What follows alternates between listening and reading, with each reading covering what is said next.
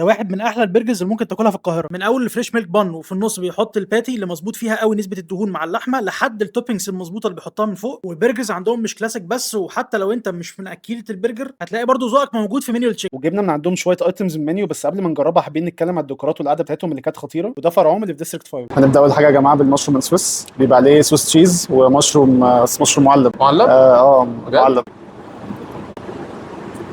اوف، لا من احلى السندوتشات المشروم السويس اللي اكلتها مؤخرا، اصلا كنت عشان كده عايز اجربه يعني. لحمه نظيفه قوي ومليانه جوسز طبعا. المشروم نفسه مش فريش بس خلطته جامده، والسويس تشيز طعمها جامد قوي. والبان برضو هي البان اللي بسمسم دي الوحيده اللي في الترافل وفي المشروم السويس. هي مش بوتيتو بان ولا بريوش، بس ميلك بان حلوه يعني، ميلك بان محترمه يعني. نخش بعديها على البي تي بي تشيز برجر، بيبقى عليه 2 سلايس تشيز وصوص البي تي بي وسويت بيكلز كده، خيار مخلل مسكر شويه. خش بسم الله.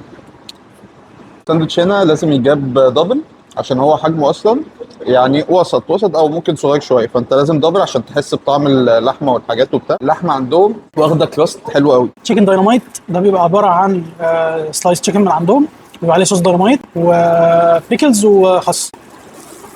لو حد مثلا ما بياكلش لحمه او ما بيحبش اللحمه، بالنسبه له الفراخ هنا لا تحفه. نظافتها يا جماعه، نظافه الفراخ مش طبيعيه. الكراست اللي بره طعمه حلو لذيذ ورفيع كده ومقرمش قوي. وهنا جبنا نوعين فرايز، الاول هو البي تي بي فرايز، دي بتبقى عباره عن بي تي بي صوص وبيكلز، والتانيه كانت كيرلي فرايز، ودي ابهرتنا الصراحه، من احسن الكيرلي فرايز اللي احنا دقناها. وبي تي بي من الاماكن اللي عجبتنا جدا الفتره اللي فاتت، مستنيينكم تجربوه تقولوا لنا رايكم.